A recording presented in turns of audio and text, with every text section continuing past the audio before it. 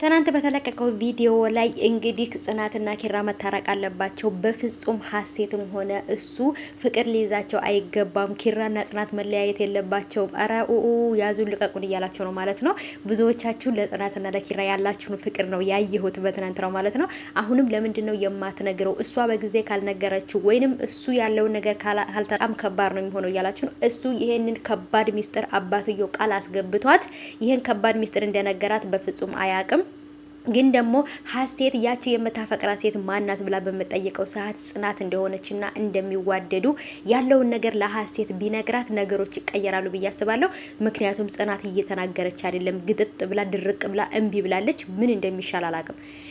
ሰላም ሰላም፣ ውድ የተከበራችሁ የቻናሌ ተከታታዮች እንዴት ናችሁ? ከኔ ጋር ሁሉ ሰላም ነው። ሰላማችሁ ብዝት ትርፍ ይበልልኝ ባላችሁበት ውድ ቤተሰቦቼ። ለቻናሌ አዲስ ከሆናችሁ ሰብስክራይብ እያደረጋችሁ ቤተሰቡ ነው። ነባሮች ደግሞ እንኳን በሰላም መጣችሁ። ስለምትሰጡኝ ሀሳብ አስተያየት አመሰግናለሁ። ብዙዎቻችሁም ደግሞ በተለይ የኪራን ጓደኛ ለምንድን ነው እንደዚህ የሚያደርጋት? ያንን ውሃ ብትጠጣው ምን ሊያደርጋት ነበር እያላችሁ ነበረ። ምን ሊያደርጋት እንደሆነ እኔ አልነግራችሁም። አይ እሽሩሩ ብሎ ሊያስተኛት ነው ማለት ነው። አስባችሁታል እንግዲህ ምንድነው? ከባድ ነው አይደለ? ስለዚህ ልጁ የሚያስበው ነገር እጅግ በጣም ከባድ ነው። አሁን ላይ ከእንቅርት ላይ ጆሮ ደግፍ የሆነባት ጽናት ማለት ነው። በተለይ ጓደኛው ቤት ውስጥ ያለው ነው። ከዚህ በፊትም ታውቃላችሁ የሱ ጓደኛ ሆኖ ቤት የመጣ ልጅ በጣም መከራዋን ሲያበላት ነበረ ማለት ነው። አሁንም ደግሞ በተለይ ደግሞ ይሄ ልጅ በጣም ቁም ስቅሏን እያበላት ነው ማለት ነው። እና በተለይ ምን ማድረግ እንዳለባት ግራ ገብቶታል። አንደኛ ነገር ቤቱን ትታ እንዳትወጣ አባትየው ቃል አስገብቷት ይቺ ልጅ ጋራ እንዲቀራረቡ አድርጊ ብለዋታል። እኔ ግን ያሰብኩት ቤተሰቦቼ ከዚህ በፊት እነሱ ቤት የነበረው ልጅ ታውቁት ከሆነ አሁን ላይ ከቤት ውስጥ የለም። እሱ ልጅ እንግዲህ ከዚህ በፊትም ጽናትን ሲያስቸግራት ነበር። ግን ደግሞ ጽናትና ኪራ እንደሚዋደዱ በሚያውቅ ሰዓት ግን አንድ ላይ ሊያስማማቸው ነበር የሞከረው ማለት ነው።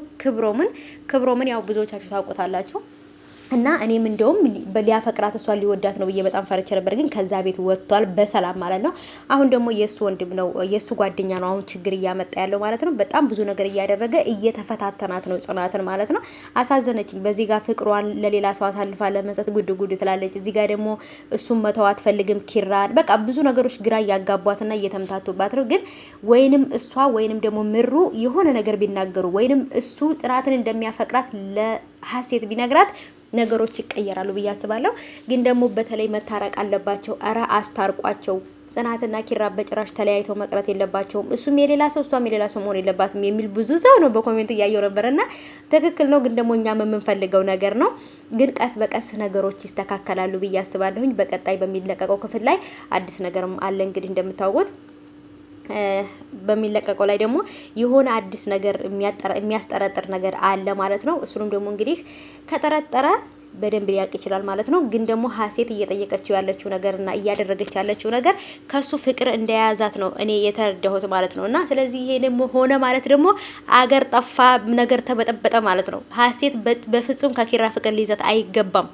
አይዛትምም ደግሞ መጋኛ የያዛትና አይዛትም። ምክንያቱም በሱ ቦታ ላይ በጭራሽ እሱ ሊያፈቅራት አይችልም። በሱ ልብ ላይ ጽናት ብቻ ናት ያለችው። ስለዚህ በፍጹም በተለይ ደግሞ ግን የፈራሁት ነገር ግን በመሀል የኪራ ጓደኛ ገብቶ አሁንም እንዳደረገው በውሃ ላይ ቀላቅሎ ሰጥቷት ድንገት አብሯት እንዳይተኛና ኪራ ይሄን ነገር እንዳያይ ፈርቻለሁ። ይሄን ነገር ኪራ አየ ማለት ደግሞ ነገሩ ተበላሸ ማለት ነው። ግን ደግሞ የጽናት ጓደኛ እንግዲህ ቀጥራታለች፣ ታገኛታለች ብዬ አስባለሁ። ያለውን ነገር እንግዲህ ትነግራታለች። ወይንም ሲያወሩ እንደ ድንገት ምሩና ጽናት ሲያወሩ እንደ ድንገት ኪራ ቢሰማ ብቻ በቃ ብዙ ነገር ተመኝቻለሁ። ይስተካከላል ብዬ አስባለሁ። ኪራ ይሄን ነገር ቢያቅ እውነት ለመናገር ከአባቱ ጋር በጣም ነው የሚጣላው። እናቱም ደግሞ ታማሚ እንደሆነች አባትየው ዋሽተው ነው ወይንስ የምራቸው ነው አላቅም ማለት ነው። ግን ደግሞ እኔ ያሰብኩት ደግሞ ክብሮም እንደሚዋደዱና እንደሚፋቀሩ ነግሮት ለአባትየው ያላቸውን የፍቅር ቦታና የፍቅራቸውን ኃይለኝነት ለመፈተን ይመስለኛል ይህችን ልጅ ቤት ውስጥ ያመጧት ብዬ አስባለሁ። ምክንያቱም ክብሮም በጣም እንደሚዋደዱ አይቷል ማለት ነው። ስለዚህ እኔ ይሄንን ገምቻለሁ። እናንተ ምን ይመስላችኋል? እኔ ፈተና ነው የሚመስለኝ።